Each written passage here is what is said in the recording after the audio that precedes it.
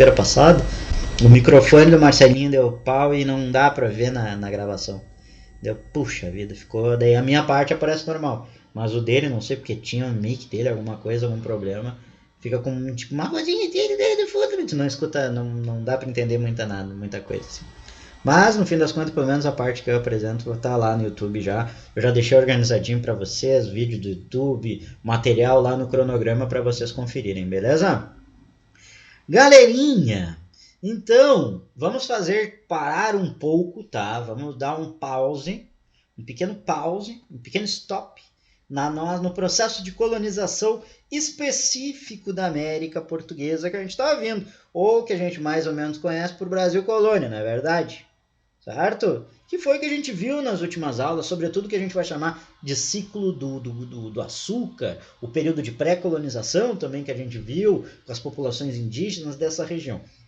A gente vai fazer mais ou menos nas aulas de hoje e de sexta-feira esse processo, só que dentro do que a gente vai chamar de América Colonial Espanhola, tá? A gente vai observar algumas populações que são anteriores ao processo de colonização aqui na América e continuam depois dentro do processo de colonização, mas a gente vai hoje provavelmente ver umas duas ou talvez todas essas populações indígenas que a gente vai trabalhar, e na próxima aula a gente vai ver o processo de colonização e as especificidades, que é diferente do processo da colonização portuguesa. São duas formas e dois sistemas de colonização bastante diversos, tá?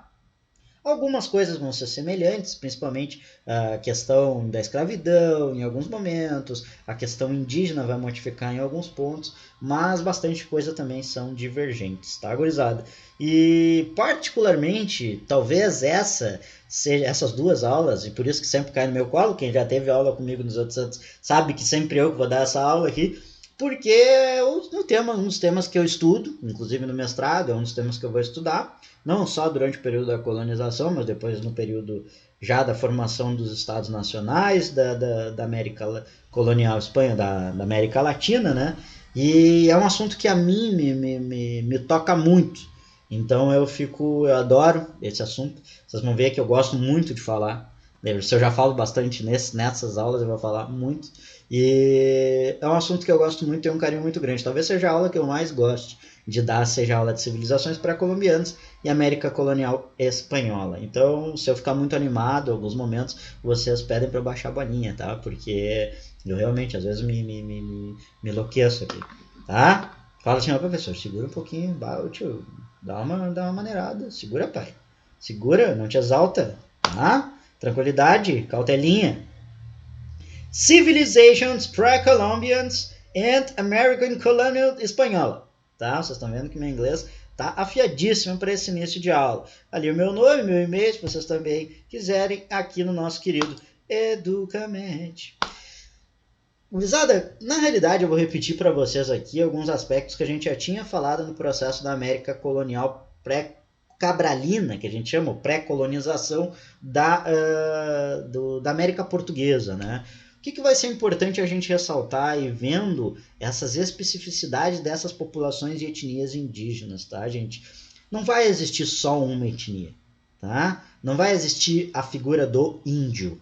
Existem diversas, e ainda a América Espanhola, como é no território que é do Brasil, é uma cacetada de etnia, tá, gurizada? Nesse caso aqui da nossa aula que a gente vai ver de América pré-colombiana, a gente vai ver em específico três, tá? Que são as maiores, duas, porque eram as duas maiores quando chegaram os espanhóis, e a outra porque traz um elemento anterior e também é uma civilização importante dentro do contexto da Mesoamérica, tá? Mas eu quero que vocês entendam sempre isso, gurizada. Não é uma coisa que eu estou falando agora para vocês, porque eu falo já desde esse período do pré-cabralino, tá? São várias etnias indígenas com diversos sistemas culturais, com diversas línguas, com diversos... Eu até ontem postei no meu Insta, depois eu até posso postar pelo Instagram do Educa, tá? A diversidade etnolinguística, como a gente viu dentro do continente africano, aqui no continente americano também vai ser gigantesca, tá, gurizada? Mas em específico, dentro dessa aula que a gente vai trabalhar de civilizações pré-colombianas, a gente vai ver três em específicos, que são os maias, os astecas e os meus queridos incas, o Império do Tahuantinsuyo, também conhecido, tá? E como eu falei para vocês, principalmente porque são os que mais se encontram vestígios arqueológicos, e além de relatos historiográficos, né, porque a partir do contato dos espanhóis com essas populações vai se produzir uma extensa documentação, principalmente de cronistas espanhóis, mas também, como a gente vai ver em certo momento, de cronistas, depois do período inicial da conquista, dos próprios cronistas mestiços ou indígenas, tá, gente? Outro fator relevante nesse processo que eu quero demonstrar para vocês e que também está vinculado, que a gente falou na aula de América pré-cabralina, é o fator dessas populações serem agentes históricos da sua própria história, gurizada. Tirem da cabeça de vocês essa ideia de indiozinhos que recebem pacificamente espanhóis e dizem amém e acham que são todos deuses. Não, gurizada, isso é passado. A historiografia já superou essas questões, né, dos relatos do Todorov, por exemplo, eram os espanhóis que acreditavam que os espanhóis eram deuses. Não, gurizada, isso já é passado dentro da historiografia e nas próprias provas que eles vão pedir para vocês. Vocês podem pegar na URGS principalmente, gente, cai muito América colonial espanhola em alguns termos que eu quero trabalhar em específico com vocês. Exploração de métodos de trabalho, que vai ser diferente um pouco dentro da América colonial portuguesa, principalmente. Então, gurizada, resumindo, esses povos originários, essas populações indígenas, elas foram protagonistas das suas próprias histórias. Beleza? Eu acho que esse conceito a gente já trabalhou bastante na aula de América pré-cabralina, mas é importante a gente trazer de volta aqui nesse momento, porque a gente vai trabalhar com esses aspectos, com essa visão historiográfica aqui também. Entendido?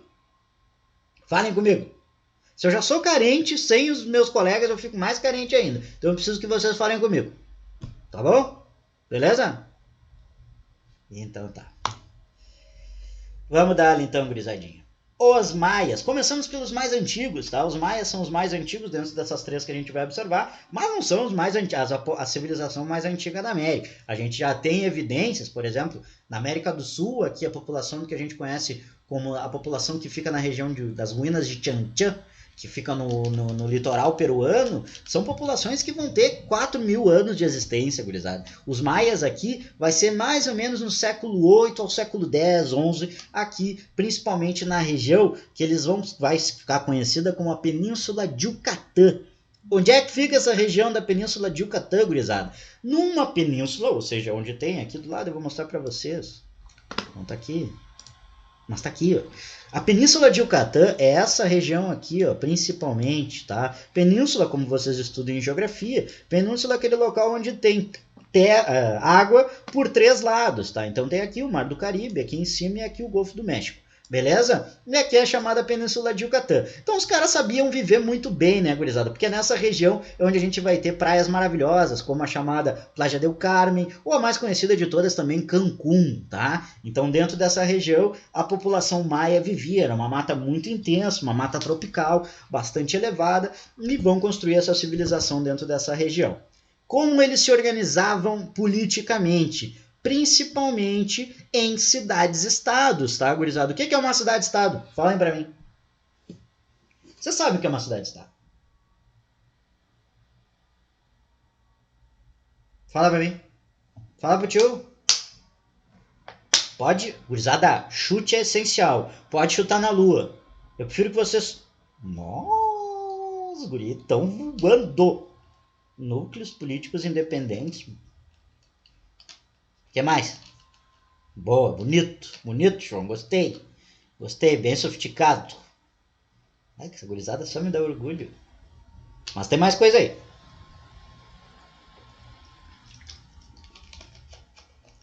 Chocado. Pedro, a pergunta, o que é uma cidade-estado? O que é uma cidade-estado, gurizada? Podem chutar. Vocês já viram cidade-estado em algum momento, tenho certeza. Tipo aquelas gregas, exatamente. São centros urbanos. Cidades é sempre econômicos urbanos, tá?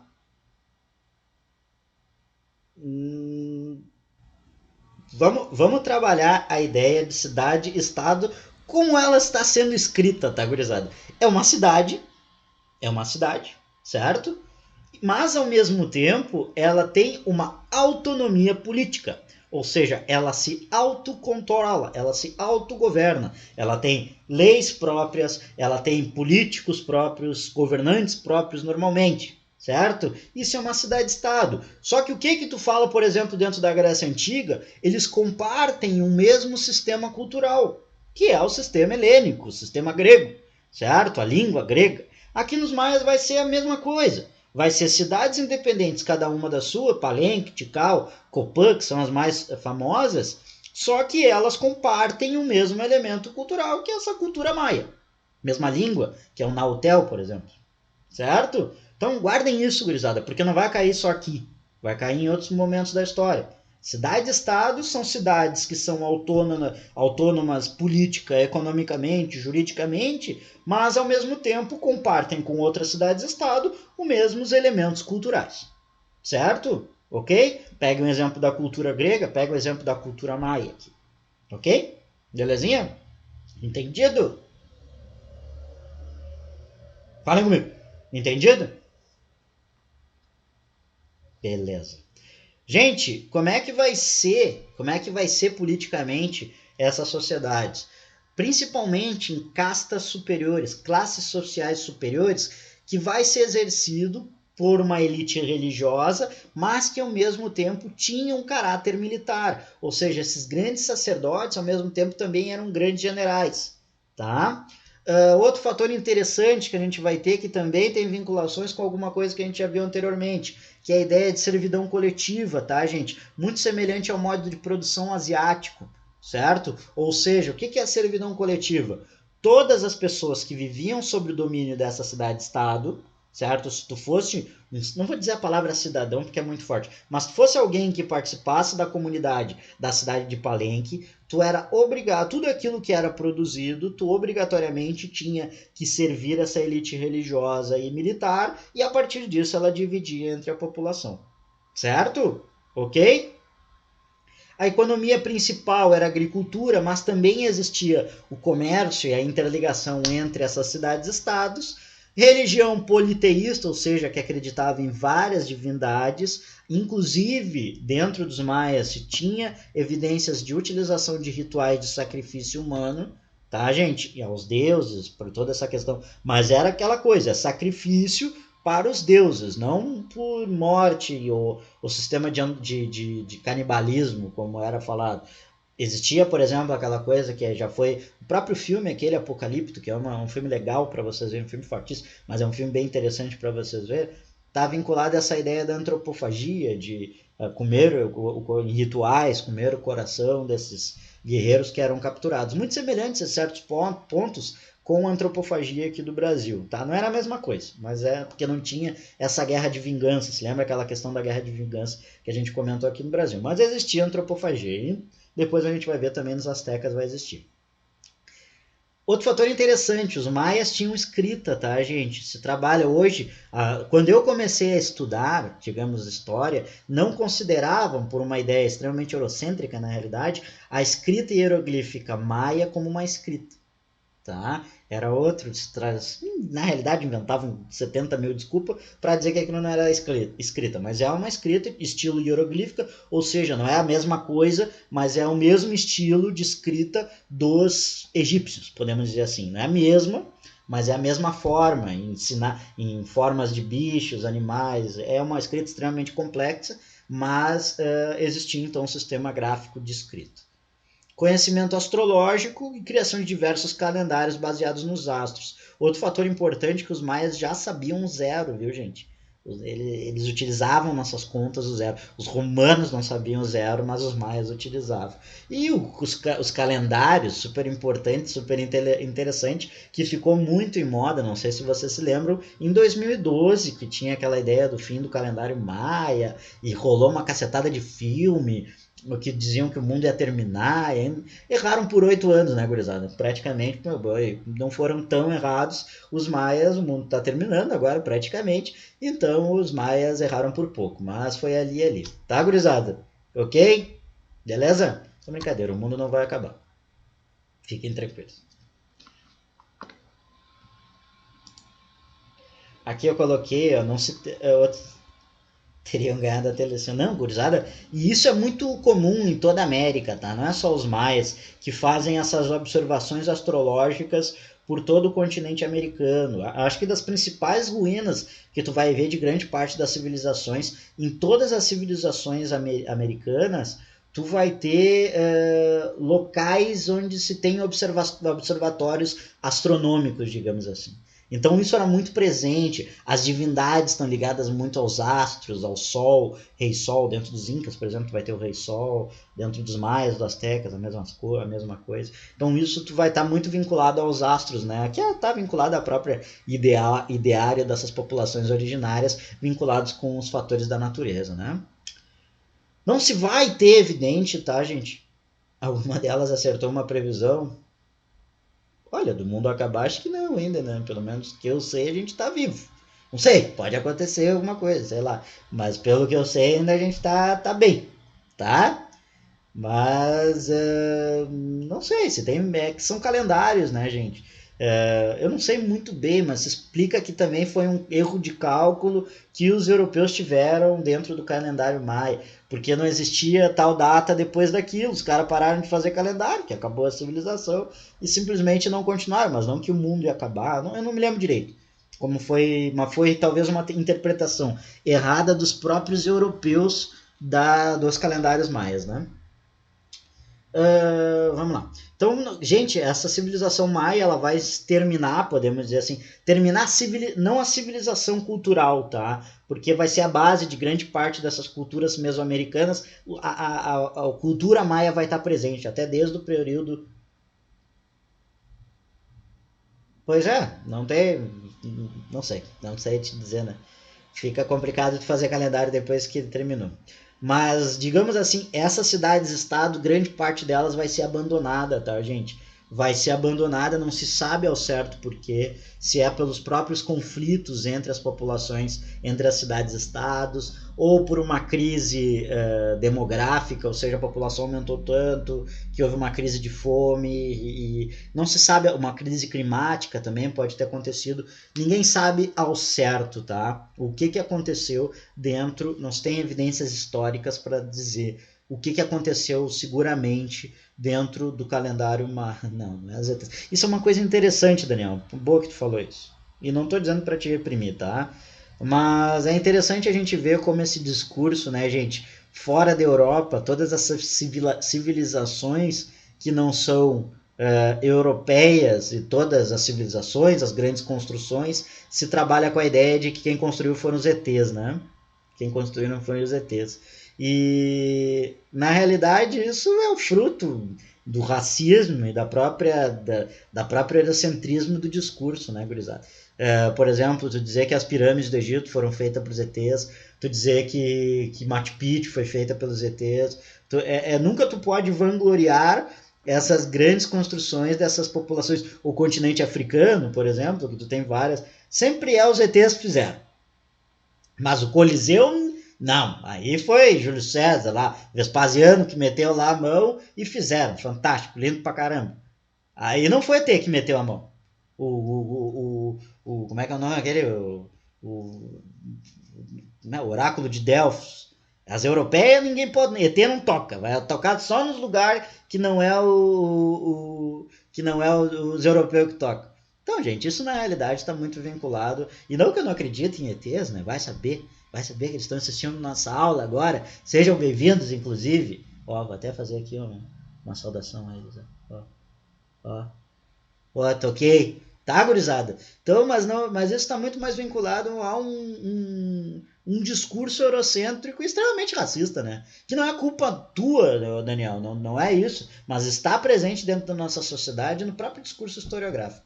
Certo? Beleza? A cultura maia, então, como eu tinha comentado para vocês, vai. Tranquilo, tranquilo. Vai influenciar diretamente várias dessas civilizações que vão aparecer dentro do contexto do território da América Central, ali, principalmente na região do México, na região de Honduras, na mesma América que a gente conhece como América Central. Beleza? Boa. Aqui eu coloquei para vocês verem uma peça ali.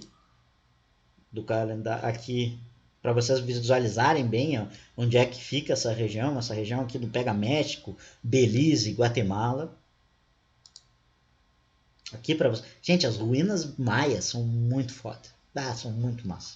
Eu não conheço, tá? Mas as fotos são muito massa. É um lugar que eu quero muito conhecer. Algum dia conhecerei. Mas aqui, talvez a mais conservada delas, que é a de Tikal, tá? Que fica muito próximo, se eu não me engano, à região de Cancún. Até se tem uma discussão muito forte de fechar essas ruínas, porque acaba a galera indo fazer rolê em Cancún e vai dar rolezinho para conhecer as ruínas, né? Que é muito próximo. E acaba estragando o patrimônio histórico de uma certa forma. Passamos dos maias, e por isso que eu coloquei assim maias, e vamos para os astecas, por uma questão de proximidade, e até porque os astecas levam muito, muito, muito da própria cultura maia para a sua cultura própria. Vocês vão observar que vários dos elementos da cultura maia vai estar presente dentro da cultura asteca, certo? Só que é interessante, gurizada, é isso que eu acho mais bizarro. Assim, quando eu soube disso, quando estudei, comecei a estudar esse tipo de situação, eu comecei a observar que, na realidade, os astecas eles são muito importantes e eles são muito visualizados dentro da história e tá toda uma temática literária, podemos dizer, romântica em certos momentos, porque eles eram a população que estava aqui quando os europeus chegaram, que era o maior império da Mesoamérica quando os europeus chegaram, certo? Porque na realidade os astecas como formação política, eles tinham muito pouco tempo de existência. Eram menos de 100 anos que eles tinham de existência, tá? Então vocês podem observar que vai ser formado ali então no século XV, ou seja, de 1400 a 1499, se não me engano é bem no início do século XV, e vai se estender ao domínio da região, dessa região da Mesoamérica, mas principalmente no que a gente vai saber, conhecer como América, o México Central, tá? Se estendendo até a chegada dos europeus, tá, gente? No momento da chegada dos europeus, eles vão ser o maior império da Mesoamérica, ou seja, dessa região da América Central, sendo que a sua extensão ia desde o oeste mexicano ao sul da Guatemala. A capital deles, gente, é a conhecida Tenochtitlan, que fica mais ou menos na mesma localidade onde atualmente é a capital do México, a chamada Cidade do México. E aqui um fator muito importante, vocês vão ver que isso vai ser um dos fatores comum no processo de colonização dos espanhóis. Normalmente, diferente do que vai acontecer dentro do processo de colonização da América Portuguesa, os espanhóis constroem cidades, não é feitorias. Os espanhóis constroem cidades e normalmente essas cidades são construídas em centros urbanos de populações e civilizações que já existiam dentro do contexto americano, tá? No caso aqui a própria cidade do México vai ser construída em cima de Tenochtitlan. E isso vai ter um aspecto simbólico, tá, gente? Aqui, diferente do que existia, podemos dizer, dentro dos maias, que era cidades-estados autônomas e independentes, dentro dos astecas a gente vai ter um pouquinho diferente, porque essas cidades-estados vão ser governadas por um superior. Elas vão ter certa autonomia, normalmente eram inclusive povos distintos, tá? Mas esse todo era conhecido como os astecas. Mas quem estava no poder dessa confederação nesse momento era um desses povos que compunham a civilização asteca, que eram os mexicas. Por isso que o nome do México leva a homenagem a esse povo, que eram os mexicas. Mas além dos mexicas, tu tem outras populações, outras etnias que faziam parte desses impérios, como os tapanecas, os toltecas, tá? Zapotecas também, se eu não me engano, são dessa região. E é interessante, gente, porque justamente essas populações que em algum momento também vão se sentir prejudicadas pelos mexicas e vão participar do processo do fim do domínio dos mexicas. Isso que eu quero que vocês entendam, tá? Eu não estou tirando aqui o horror que foi o processo da morte das populações indígenas, como os mexicas. Mas a gente tem que entender que existia rivalidade entre essas populações, existia rancor entre essas populações, existia interesse político, econômico entre essas populações indígenas que já viviam aqui. Então esse cara que era, por exemplo, um tributário, vamos pegar ali os tapanecas, que era um tributário dos mexicas, por que eu não vou me aliar a esses caras que vão me tirar da condição de tributário, de oprimido num processo dessa população e me aliar a ele? Certo? É isso que eu quero que vocês entendam. Entendam, gente. Essas populações indígenas, elas têm autonomia, elas têm protagonismo, certo? Ok? Ficou entendido isso que eu quero dizer? Falem comigo. Isso é muito importante, porque só assim a gente vai entender o porquê que acontece o processo de conquista dentro do território americano. Porque, gente, na próxima aula a gente vai ver, era meia dúzia, eram muito poucos espanhóis. Ah, mas tinha canhão, gurizada. As armas de fogo dentro desse contexto ajudam muito pouco, quase nada. Elas mais assustam do que matam, tá? Ah, e o cavalo, não. A única coisa, talvez, de armas bélicas que a gente pode dizer que realmente auxiliou no combate é a espada, tá? Que era espada de metal e era muito mais duradoura, mas igual, um conquistador com uma espada não matava 10 indígenas. Tá? A gente tem que entender isso, gurizada. Sem essas tramas políticas, sem essas necessidades e essa autonomia e protagonismo indígena, o processo da conquista nunca teria acontecido. Ah, tu está colocando a culpa nos indígenas. Não é culpa, gente. Não é culpa. A gente tem que tentar tirar esse pensamento dicotômico, que é ou não é uma coisa. Tinham interesses. Essas populações tinham interesses próprios. E vão continuar tendo em todo o processo da colonização até os dias de hoje. Isso a gente tirar esse protagonismo dessas populações é tirar essas populações da história. Trabalhar elas sempre como. Como é que chama?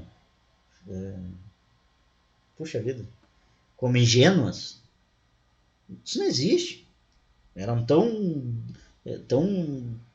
espertas e tinham seus interesses próprios tanto quanto os europeus. Certo? Obviamente, eram outras filosofias, outra visão de mundo, mas não existia ingenuidade. Tá? Eram populações ativas, agentes do próprio processo histórico. Ok? Povos tributários, então, como eu comentei, eram populações que eram tributárias a algumas outras populações, como no caso os tapanecas e toltecas eram tributários aos mexicas, que comandavam essa confederação de cidades-estados nesse momento. Sociedade hierarquizada, servidão coletiva, mesma coisa que dentro do processo dos mexicas não, dos maias, tá?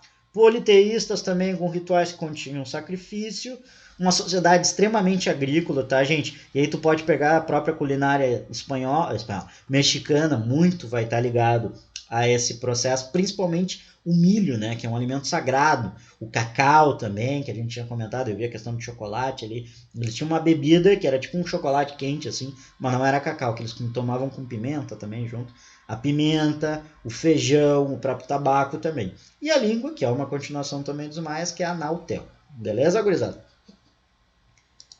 E aqui eu quero mostrar para vocês, mas ó, aqui essa região que está aqui, ó, é a região que a gente tinha vindo anteriormente, que é a Península de Yucatán. A região que vai ser dos mexicas, dos astecas, vai ser para essa região mais centralizada. E aqui tu vai ver, gurizada, a quantidade de populações indígenas que tu vai ter nessa região. Além dos mexicas, ali, ó, olmecas, zapotecas, mixtecas, toltecas, Porto de Vera Cruz, onde vai, como é que chama? Chegar Cortés em 1509, se não me engano, ele chega, se alia aos olmecas, se não me engano também, e inicia o processo de invasão para Tenochtitlán. Então tudo isso vai estar ligado, gurizada, tudo isso vai estar ligado ao processo da conquista. Beleza? Aqui alguns rituais, uma ilustração gráfica os rituais de sacrifício. Aqui a cidade de Tenochtitlan. Tenochtitlan era uma cidade utilizada, não me lembro agora o nome das plantações, mas Tenochtitlan era uma cidade em cima de... Era como se fosse em cima de um banhado, assim, gente. Então era tipo uma Veneza, assim, era uma cidade entre canais era incrível, incrível. Os caras chegaram aqui e ficavam apavorados, porque era como se fosse uma cidade muito semelhante a Veneza, em certos pontos, por ter essas aberturas de canais e plantações. Era gigantesca Tenochtitlan. Aqui algumas das ruínas dentro da própria cidade do México, tá? Que existe até hoje. E aí que eu falei para vocês, demonstra a estratégia dos espanhóis de construir seus grandes centros urbanos em cima das antigas cidades pré-colombianas. Essa atitude buscava demonstrar a conquista física, cultural e espiritual sobre os povos originários. Essa prática será realizada em grande parte dos centros urbanos conquistados na América Espanhola, tá, gente? Em toda a América Espanhola, várias das cidades que vão ser conquistadas, Quito, por exemplo, é uma cidade pré-colombiana, Cusco é uma cidade pré-colombiana, deixa eu ver, Cajamarca é uma cidade pré-colombiana, Santiago, hoje já se tem evidências que era uma cidade que tinha um assentamento inca próximo da região de Santiago, então é uma cidade que não se chamava Santiago, obviamente, mas era uma cidade que se tinha assentamentos pré-colombianos, Cuenca, uma cidade que tinha assentamentos pré-colombianos no Equador, então várias localidades por toda a América vai ser de assentamentos pré-colombianos, certo? E os espanhóis vão criar centros urbanos em cima. Escultura de uma cabeça de uma serpente, representando um deus. Nahuatl é uma língua desgraçada para se falar, tá? Mas é a Quetzalcoatl, tá? Chamada também serpente emplumada em Nahuatl, divindade cultuada em toda a Mesoamérica. Alguns autores e cronistas espanhóis acreditam que a figura de Cortés foi assimilada à da divindade durante o período da conquista, narrativas que hoje já causam bastante controvérsias na historiografia atual. Isso, parece os dragões da China. Esse aqui é o Quetzalcoatl. Não sei falar direitinho. Ah, gurizada, já são 4 para as coisas. Vamos fazer o seguinte, eu continuo os Incas na próxima aula, que é os que eu mais gosto. Eu tive privilégio de conhecer bastante dessa cultura e leva tempo pra gente falar, eu me animo bastante na fala. E então a gente continua na próxima aula para não perder, tem 4, vamos fazer um exercício de cada um aqui antes, então. Só pra gente pegar e ser feliz. Vou fazer um exercíciozinho gostoso antes da gente ir embora. Ó, tô tocando meu celular, peraí, desculpa, gente. Ó, vamos ver, tá. O UFSM aqui do Rio Grande do Sul, que não existe mais vestibular da UFSN, mas acho que é 2015 que terminou o vestibular da UFSN, mas eles nos deixou essa pérola aqui, infelizmente um autor que eu não gosto muito. Os guerreiros constituem um dos grupos mais importantes na civilização asteca. No início, eram escolhidos entre os indivíduos mais corajosos e valentes do povo. Com o tempo, entretanto, a função de guerreiro começou a ser passada de pai para filho, e apenas algumas famílias privilegiadas mantiveram o direito de ter guerreiros entre os seus membros. Do Leandro Carnal, A Conquista do México, de 1996. Então, um texto bastante desatualizado também. Eu não gosto muito do Carnal. Um coach. O Carnal é coach, viu? Eu vou te contar uma coisa complicada. O texto faz referência à sociedade asteca, no século XV, a qual era, letra A, guerreira e sacerdotal formada de uma elite política que governava com tirania a massa de trabalhadores escravizados negros. Letra B, igualitária e guerreira, não conhecendo outra alteridade senão a sacerdotal, que também era guerreira. Comunal com estruturas complexas, sendo dirigida por um Estado que contava com um aparelho administrativo, judiciário e militar. Hierarquizada e guerreira, visto que o imperador era ao mesmo tempo general do exército asteca e sumo pontífice sacerdotal. Igualitária, guerreira e sacerdotal. Todo guerreiro era um sacerdote, e todo sacerdote era um guerreiro. E aí, gurizada? Não é muito difícil, né? O que vocês acham? Ah, tem um bagulhinho aqui, tio. Vamos ler. Ó, iniciar uma encuesta. A, B, C e D. Tá rolando?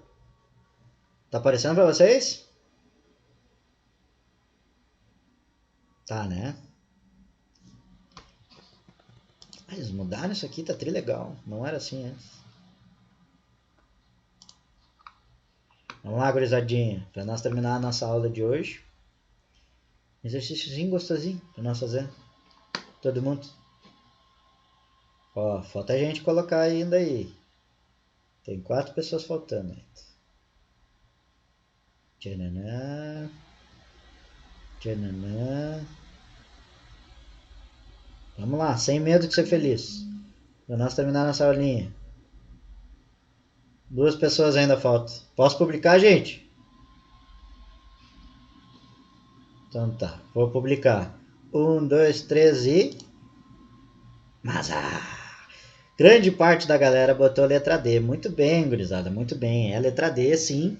Por que, não é a C? Porque a sociedade não é comunal, tá, galera? Não é comunal, não é uma sociedade que era comum, que os bens eram divididos por todas as pessoas, de uma maneira comunal, podemos dizer assim. Então não podemos dizer que é comunal. Então aí está o erro dessa questão. E a outra, principalmente vinculado à questão da massa de trabalhadores escravos negros. Não existiam escravizados negros dentro do contexto do Império Azteca. Então, por isso que está errado. Então é a letra D. Muito bem, galerinha. Bueno, minhas lindezas, agradeço muito a presença de todas e todos vocês, tá? E sexta-feira, últimos 2 períodos, venham, que a aula é fantástica, que aí nós vamos para a parte mais maravilhosa de todas, que é o Império do Tahuantinsuyo, e também depois o processo de colonização da América Espanhola. Então, para o nosso sextou, gostosinho da história, gurizada, aqui ó, já pega um vinhozinho, umas cobertinhas, pipoca, e vamos para a nossa aula do sextou da história. Sextou da história com toda a gurizada, os gurias, guria voando na sexta-feira de noite. Vamos dali pra não tomar ali. Tá, gurizada? Um beijo no coração de vocês e tamo junto. É nóis. Valeu vocês, tamo juntasso.